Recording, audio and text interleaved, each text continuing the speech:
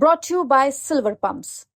Top quality और consistent performance के लिए सिर्फ सिल्वर पंप नाम याद रखना। नमस्कार, मैं हूं आशीष कुमार झा और आप देख रहे हैं हरियाणा तक।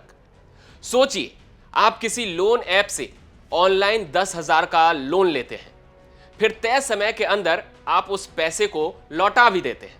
लेकिन सामान्य रूप से चल रही आपकी जिंदगी में एक दिन ऐसा आए कि आपको इनकम टैक्स की ओर से करोड़ों रुपए का लेन देन का नोटिस मिले, तब आप क्या करेंगे? इनकम टैक्स का नोटिस मिलते ही आपके चेहरे का रंग उड़ जाएगा, आप परेशान हो जाएंगे। आप बार बार ये सोचेंगे कि इतनी बड़ी रकम मैंने ली कब, और जब मैंने ये रकम ली ही नहीं तो मेरे पास ये नोटिस क्यों आया? दरअसल ऐसा ही कुछ मामला सिरसा से सामने आया है। अली मोहम्मद गांव में राकेश कुमार नाम का एक व्यक्ति सैलून चलाता है, जिसे कुछ पैसों की जरूरत हुई तो उसने ऑनलाइन धनी ऐप के जरिए 10,000 रुपये का लोन लिया था। बाद में उसने पैसे तय समय के अंदर लौटा भी दिए, लेकिन अब उसके पास इनकम टैक्स विभाग की ओर से 38 करोड़ रुपए की लेन देन की नोटिस मिली है। राकेश कुमार बताते हैं कि धनी ऐप से संबंधित एक व्यक्ति जिसका नाम रवि धवन है, उसे अपना आधार कार्ड और पैन कार्ड दिए थे और रवि धवन ने ही उस डॉक्यूमेंट का दुरुपयोग किया जिसके जरिए करोड़ों का लेन देन हुआ। राकेश कुमार का कहना है कि वो एक गरीब आदमी है और गांव में ही एक सैलून चलाता है और उसका इस फॉर्म से कोई लेना देना नहीं है। कुमार, ये 38 करोड़ का जो मामला क्या है सर?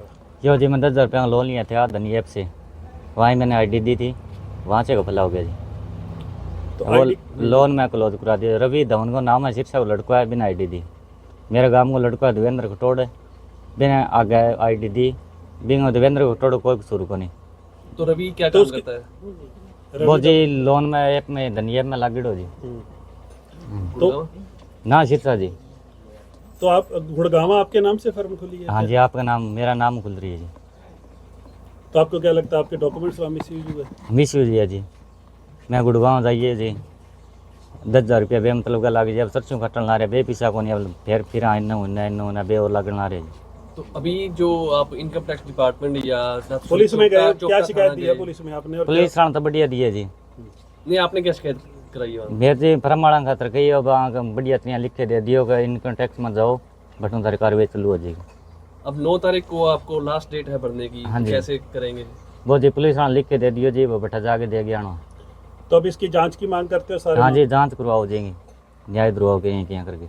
वहीं राकेश कुमार के चाचा राजपाल ने भी अपने भतीजे को निर्दोष बताया और कहा कि रवि धवन ने ही राकेश के डॉक्यूमेंट का दुरुपयोग किया, गुरुग्राम में एक फॉर्म बनाई जिसमें लगभग 38 करोड़ रुपए का लेन देन हुआ। राजपाल ने आगे कहा कि इस सारे मामले से राकेश का कोई लेना देना नहीं है, फिर भी उसे मानसिक और शारीरिक प्रताड़ना झेलनी पड़ रही है। हमने जो ये लगभग 38 करोड़ का फर्जीवाड़ा है, ठीक है, ये धनी ऐप से लोन लिया था 10,000 रुपये का, और उसके बाद ऑनलाइन डॉक्यूमेंट दिए थे ये रवि धवन को अपने, ठीक है, उनको व्हाट्सएप डॉक्यूमेंट दिए थे।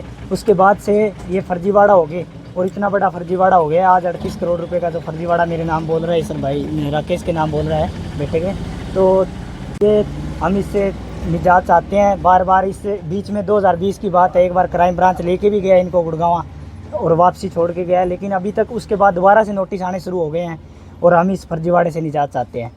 जो बिल्कुल गरीब आदमी है, यहाँ पे नाई की दुकान करता है, हम पिछले कम से कम 20 साल से इसको जानते हैं, कोई वो नहीं है, कोई फर्जीवाड़े के किसी तरह का ये काम नहीं करता। सारा मामला हुआ कैसे? मामला शुरू में धनी ऐप से लोन लेने से शुरू हुआ था, 10,000 रुपये लिए, उसके बाद से हमें पता ही नहीं है, उसके बाद से नोटिस आने शुरू हुए हैं और ये बढ़ता जा रहा है, बढ़ता जा रहा है। आज हमें 38 करोड़ लगभग दिखाई दे रहा है। जो 10,000 आपने लोन लिए थे, क्या वो भर दिए गए थे? भर दिए गए, वो भर दिया गया। नहीं, आपको क्या लगता है भी जो डॉक्यूमेंट्स आपने उसको रवि धवन को, जो भी आप नाम बता रहे हो, उसको दिए, उसने आगे ये आपके डॉक्यूमेंट दे दिए, उसके बाद ये फर्जी फर्म खुली और सारा ट्रांजैक्शन हुआ? देखो हम तो इसको यही मान सकते हैं ना, हमने दिए हैं, हमें अभी उसका कोई वो पता ही नहीं है ना, इस चीज़ का तो पता ही नहीं चल पाया। हमें तो ये पता चल रहा है कि आपके नाम पे फर्जी लोन हो रहा है, इतना इतना हो रहा है, 37 करोड़ का आप घोटाला करे बैठे हो, और हमें कुछ पता ही नहीं है। हमने उसमें से कुछ 5 रुपया भी नहीं बरत के देखा है, मेन बात ये है। तो पुलिस में आपने शिकायत दी है तो उसमें क्या हुआ आगे? अभी आगे चल रहा है, अभी 9 को तारीख है, उधर बुलाया है यहाँ पे थाने के अंदर, चौपटा थाने में ना, चौपटा थाने बुलाया। अभी इनकम टैक्स डिपार्टमेंट आप गए हो तो उन्होंने क्या कहा है? वही था उस टाइम, तो थोड़े जो शुरुआत में गुड़गांव की बात बता रहा हूँ मैं, उस टाइम पूछताछ हुई और छोड़ दिया, लेकिन उसके बाद भी निजात तो नहीं हुई ना। उसके बाद आज दोबारा से वही है, मेरे पास ये लेटर आ रहे हैं, कागजात जो मैं आपको दिखा देता हूँ, कागजात दे रहे हैं, ये बार बार लेटर दे रहे हैं और मुझे परेशान कर रहे हैं। कभी पुलिस के नोटिस आ रहे हैं, तो अब आप साइबर क्राइम से आ रहे हैं। इस मामले को लेकर राकेश कुमार ने नाथुश्री चोपटा थाने में शिकायत दी है। राकेश कुमार ने इस मामले में निष्पक्ष जांच कराने की मांग करते हुए आरोपियों के खिलाफ कार्रवाई की भी मांग की है। राकेश की शिकायत पर थाना प्रभारी सुखदेव सिंह ने कहा है कि इस मामले में जांच की जा रही है और जो भी तथ्य सामने आएंगे उसी आधार पर उसी के अनुसार आगे की कार्रवाई भी की जाएगी।